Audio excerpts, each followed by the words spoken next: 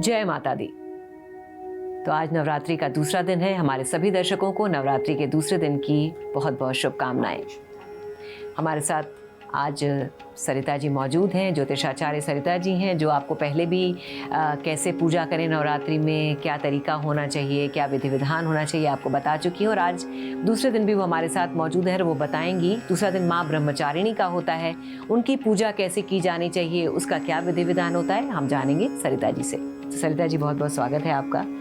तो आज दूसरा दिन है, आज माँ ब्रह्मचारिणी का दिन है। आज माँ ब्रह्मचारिणी की पूजा कैसे की जानी चाहिए, क्या उसका विधि विधान होना चाहिए? देखिए, माँ ब्रह्मचारिणी का अर्थ ही है तपस्या, तप। यदि आप अपने जीवन में तप कर रहे हैं तो माँ ब्रह्मचारिणी की तपस्या ही आपको इस चीज़ से निजात दिला सकती है।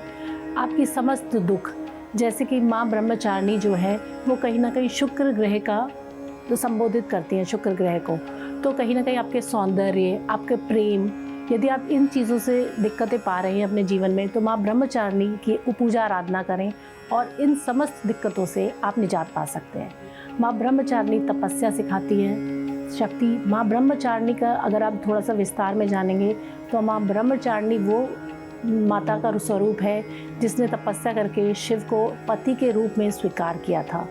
तो उसी तरीके से आपको भी अपने जीवन में तपस्या करनी है और जो जीवन में आपको चीज़ या जो भी मनोवांछित इच्छा है आपकी, वो आपको उसको पाना है।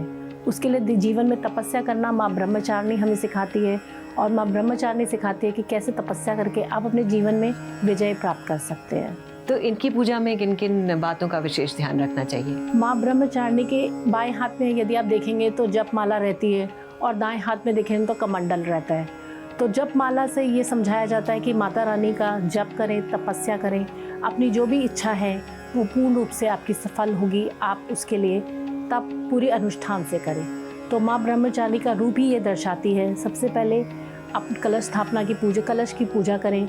उसके बाद माँ ब्रह्मचारिणी का पूजा आराधना करें। माता की तस्वीर अपने चौकी पर बिछाएं और उसके बाद माँ ब्रह्मचारिणी के रूप की पूजा आराधना करें। पूजा आराधना में अगर हो सके तो घी का दीपक जलाने के बाद पेठे का भोग अवश्य लगाएं। पेठा माँ को बहुत पसंद है। और माता के ब्रह्मचारिणी के आगे लाल गुलेल का फूल अवश्य रखें, वो भी माता को बहुत पसंद है।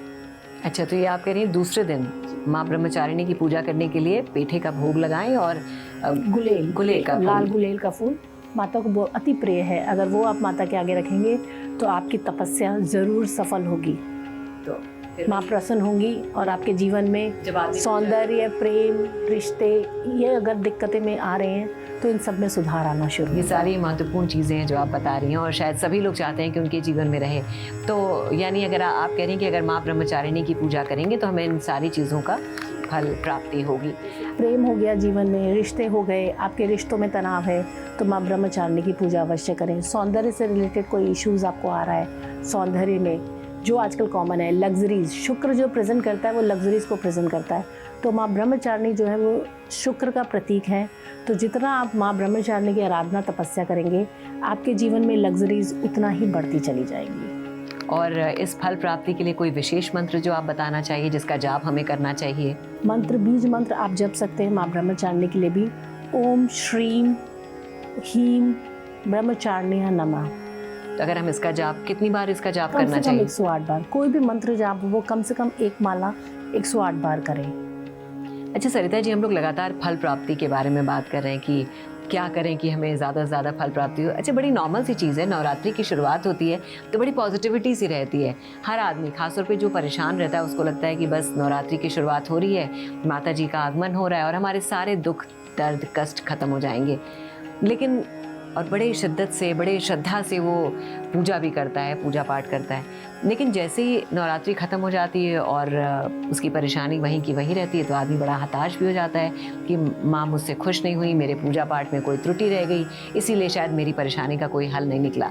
सबसे महत्वपूर्ण सवाल ये है कि कैसे हम अपने आप को पॉजिटिव रखें। नवरात्रि ख़त्म भी हो गई है और अगर हमें समाधान नहीं मिला तो हमें हताश नहीं होना चाहिए और कैसे हमें अपनी पॉजिटिविटी बनाए रखनी चाहिए।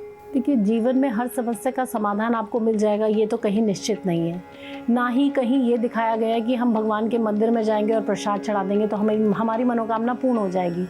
ये सब डिपेंड करता है आपके अपने कर्मों पर और आपकी आस्था पर। यदि आपके कर्म सही हैं, आपकी आस्था ठीक है, आप माता रानी पे पूर्ण रूप से विश्वास कर रहे हैं, ब्लाइंडली फेथ जिसे कहा जाता है। आजकल लोग ब्लाइंडली फेथ नहीं करते हैं, हर चीज़ में एक कटाश, दिक्कत महसूस करते हैं। तो कहीं ना कहीं यदि आपके जीवन में ऐसा कुछ है माता रानी के नवरात्रि करते समय, तो आप फल की चिंता तो बिल्कुल छोड़ दीजिए, क्योंकि भगवान ने जीवन मृत्यु सब इंसान को ऑलमोस्ट दे दी है।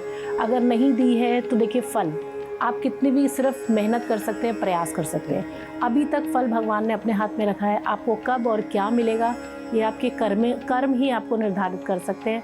बाकी कोई पूजा आराधना आपको ये निर्धारित नहीं कर पाएगी। इसके लिए सिर्फ प्यार से माता रानी का आशीर्वाद लेने की कोशिश करिए, तप कीजिए, पूजा पाठ करिए, आराधना कीजिए, जप करें, माता रानी का नाम जपें और फल माता रानी पर छोड़ दें। देखिए, अवश्य प्राप्त होगा। यानी सब बात में एक बात कि आप अपना कर्म करते रहिए लेकिन फल की इच्छा मत करिए। और जो आपने पहले भी कहा था कि पूत कपूत सुने बहु तेरे माँ ना सुने को माता, तो माँ अपने बच्चों को कभी निराश नहीं करती है। थोड़ा समय लग सकता है, थोड़ा आपको पेशेंस रखना पड़ सकता है, लेकिन आप भी जानते हैं कि देर सबेर आपको फल ज़रूर मिलेगा। आप अपना कर्म करते रहिए, माँ अपना काम करेगी। चलिए सरिता जी, बहुत बहुत धन्यवाद आपका।